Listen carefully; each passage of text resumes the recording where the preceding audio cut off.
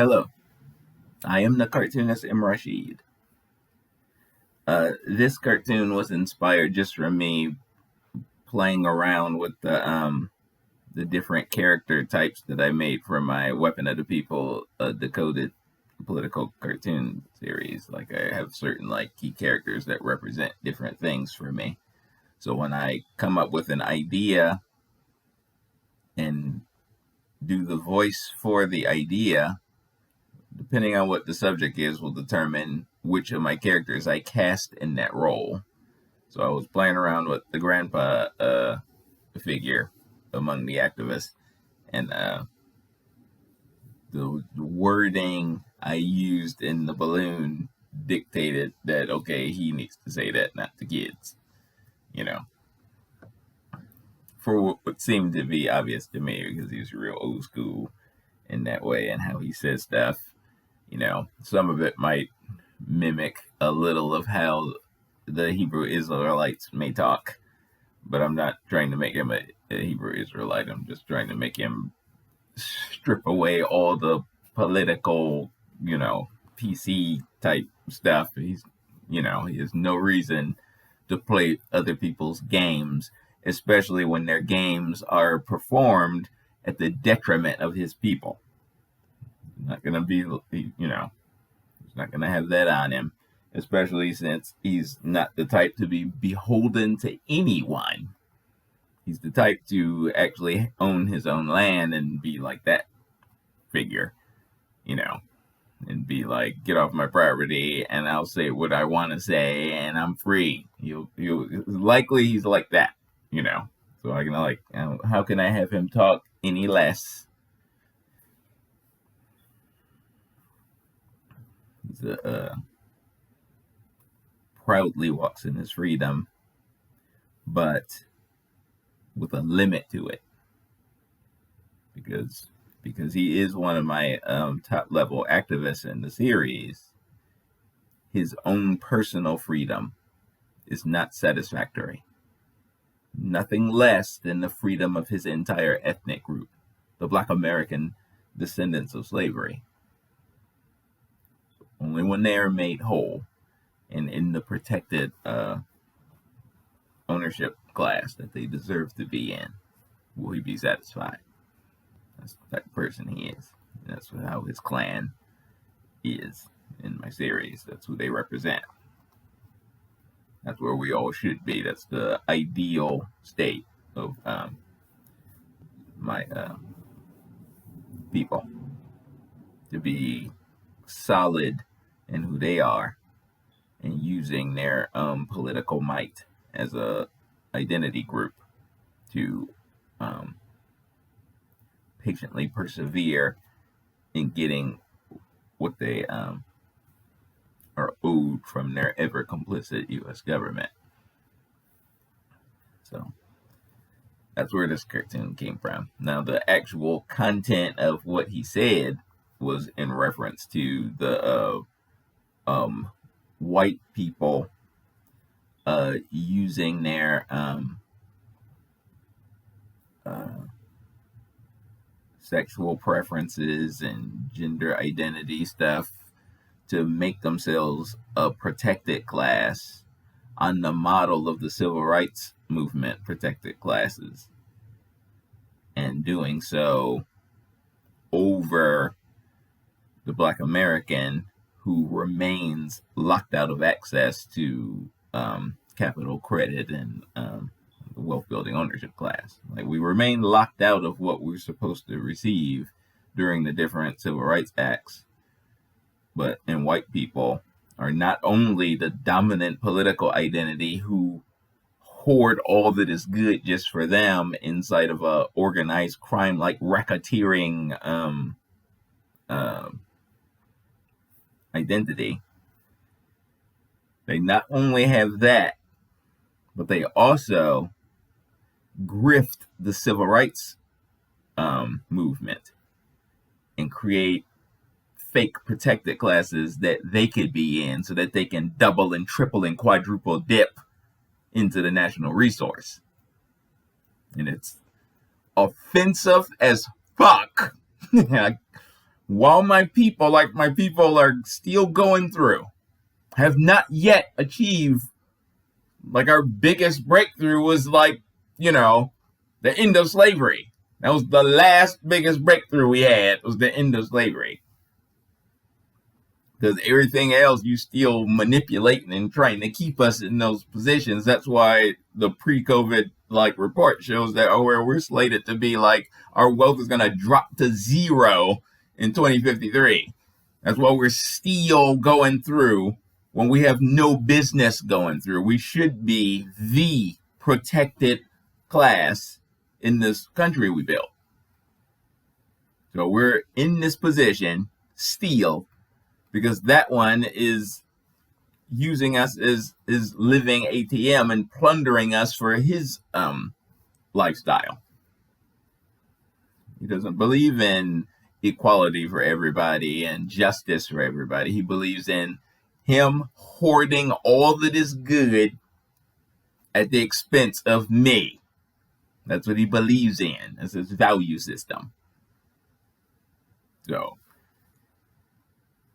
other people, especially white people, inside of these civil rights model fake protected classes, who are actively courting me to join their little movements, is offensive. I can't stress that. I mean, I can stress it harder, but I don't want to break my computer going into a tantrum about it or getting banned off the internet or whatever. It's intense. That's a level of arrogant greed and rude, inconsiderate evil that's off the charts. And the more I dig into it, the more I meditate on it, it gets worse and worse by the day. I'm looking at you are you serious right now? I don't care what you do. But then you have to bring me into it. And that's when it gets, you gotta prey upon me from all your guises and in all your little angles and schemes. Prey upon me so you can strut about in the earth like a fake lord, worshiping yourself.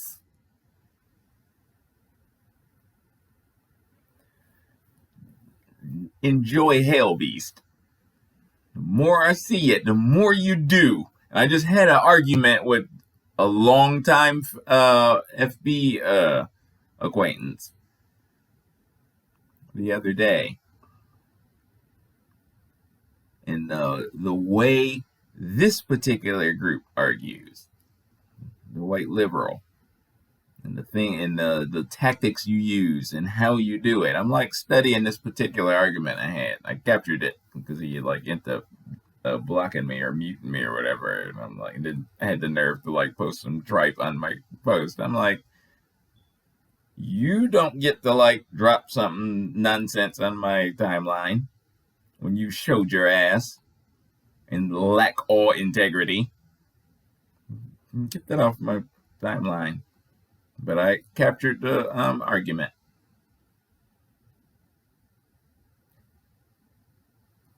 And I'm studying. I captured another one, the fiend. I captured another one several weeks ago and posted it. And comparing that one with this one and watching how this one argues. He doesn't argue, He talks at you and uses a tactic with me that is that paternalism, you don't know any better, look at you, he that I'm supposed to just believe him because he's white and he said it. Of course, the conservatives had that on them too, but when this one does it, this is the red commie spy side of the white supremacist spectrum. So when he talks that way, remember, he usurped academia. So he pretends that just because I said it, it's magically right because I'm magically educated. That's how that one acts. Of course it's retarded. But This is the dominant political identity, and when they do stuff, it has force because of the position that they're in. You know, there's more to it than just treating them like they're clowns. When a clown is holding the scepter and standing on the top of the mountain and stuff, he's still a clown, but it's a thing. You have to like, all right, I'm gonna deal with this. Without having this damn rubber chicken falling on my head and killing me. I'm gonna it's a thing because he's all right. All right.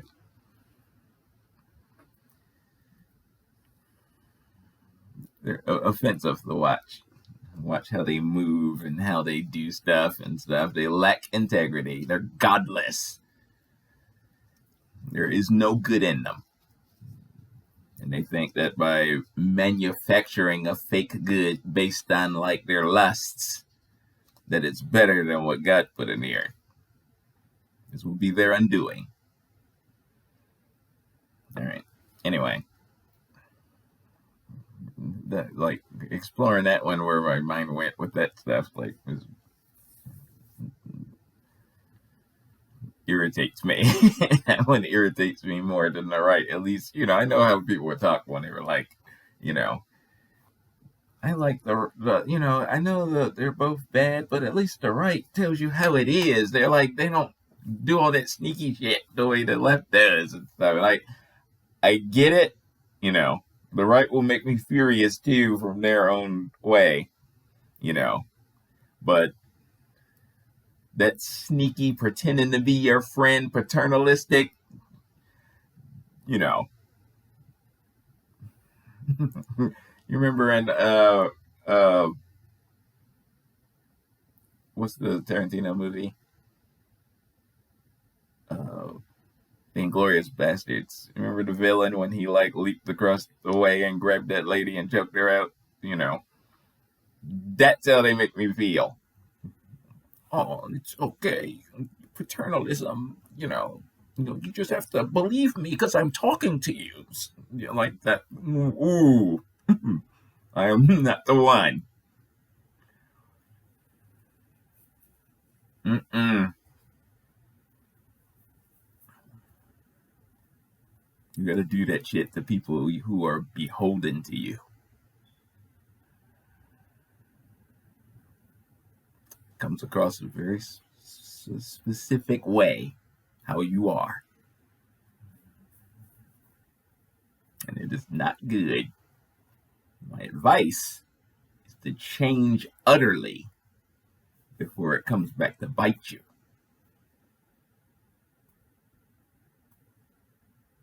Some of you pretend to be the people of the book. I suggest you study it and get yourself right. Peace.